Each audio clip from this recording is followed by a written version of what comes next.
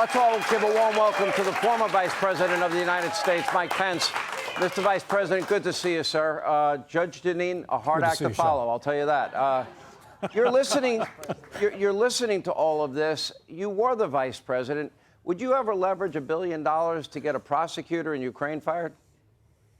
Look, I have to say, first off, kudos to Congressman James Comer and Senator Chuck Grassley for shining daylight into what Joe Biden has been denying literally for years. And it just seems to me that the posture of the administration today on this issue is the same as it was in the 2020 campaign. When I'll never forget Joe Biden in that debate saying that the laptop appears to have all the indicia of disinformation, 51 intelligence officials. Now we find out that his campaign ginned up the letter.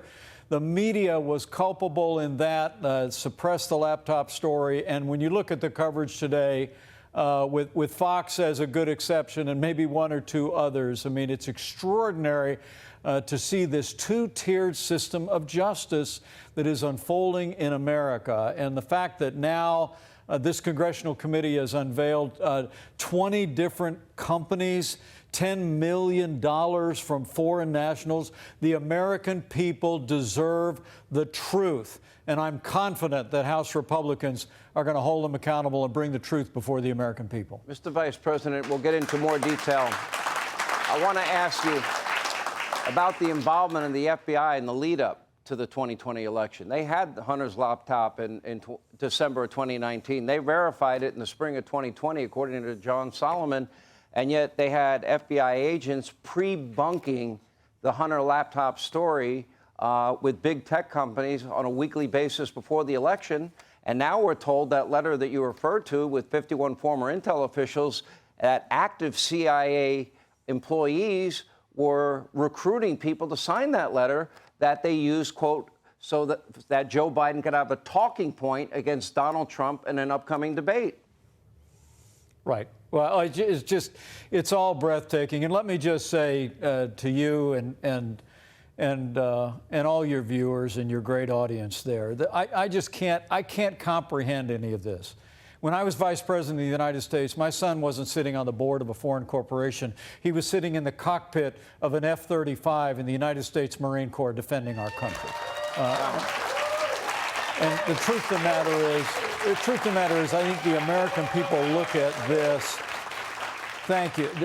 The American people look at this and they understand what it is. But look, the important thing, and you understand this, Sean, and you're maybe the greatest example in American media that's the opposite.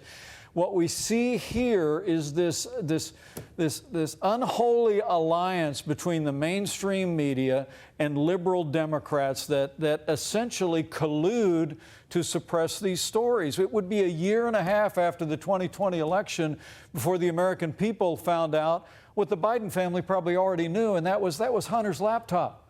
That came out a month before the election, reported in the New York Post, and now here we see this information coming out. And I think the most jarring thing that came out in that hearing today is when Congressman Comer revealed that back in 2020, Joe Biden said repeatedly that their family, their companies had never received any money from China.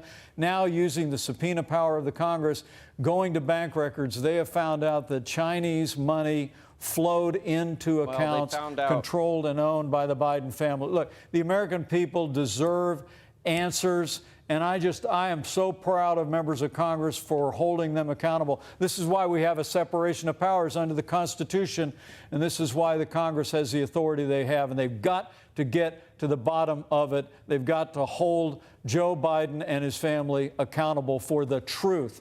The American people deserve no less. Sir, I have 20 seconds left. Are you going to jump in the 2024 presidential race? We're getting an awful lot of encouragement. I continue to travel around the country, and I promise as soon as we have anything to announce, I'll be right back here on Hannity to do it. All right. Thank you, Mr. Vice President. Hey, Sean Hannity here. Hey, click here to subscribe to Fox News YouTube page and catch our hottest interviews and most compelling analysis. You will not get it anywhere else.